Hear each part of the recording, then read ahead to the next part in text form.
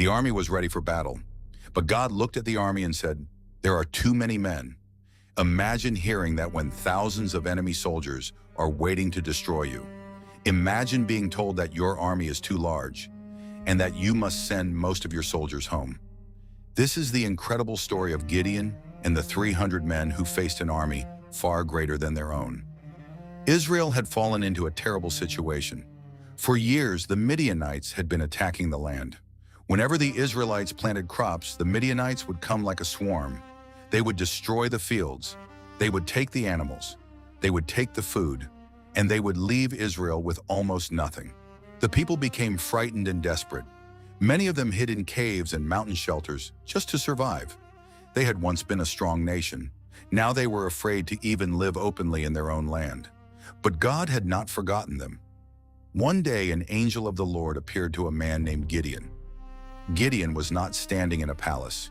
He was not leading an army.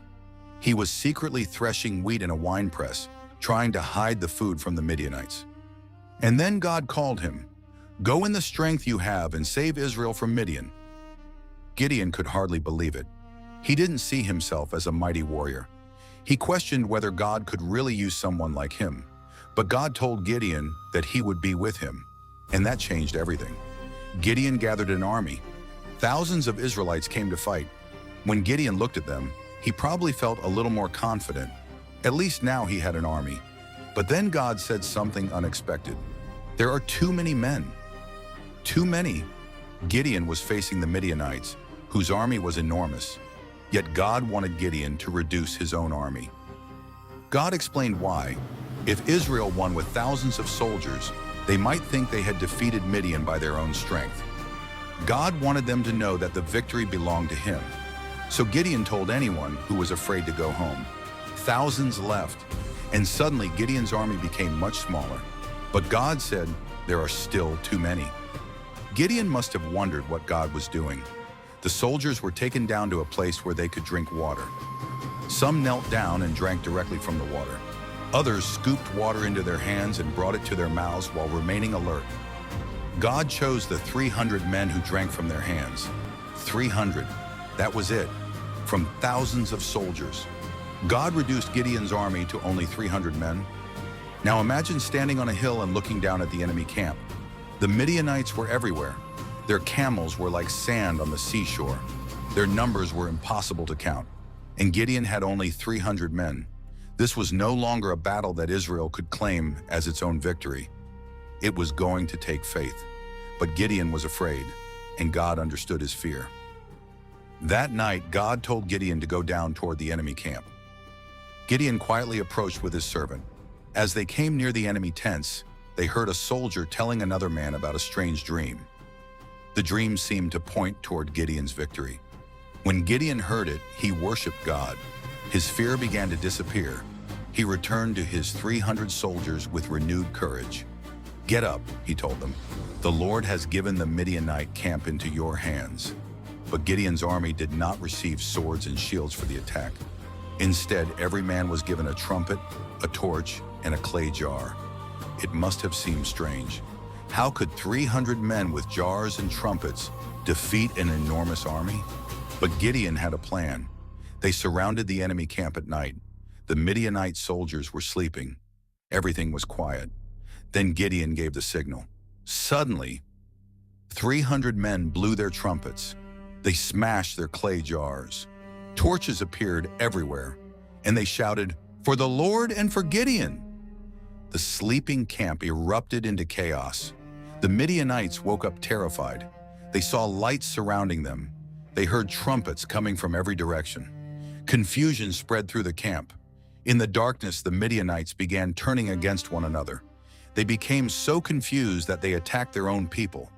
Then they fled. Gideon's 300 men had won the battle, but they had not won because they were stronger. They had won because God had gone before them, and that is what makes this story so powerful. Gideon began as a man hiding in a winepress. He was afraid. He doubted himself. He questioned whether God could really use him. But God saw something in Gideon that Gideon could not yet see. God saw courage. God saw potential.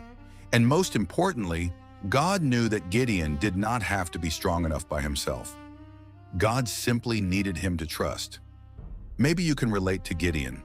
Maybe you're looking at something in your life that seems far too big, a financial problem, a difficult relationship, a dream that seems impossible, a responsibility you don't feel prepared for.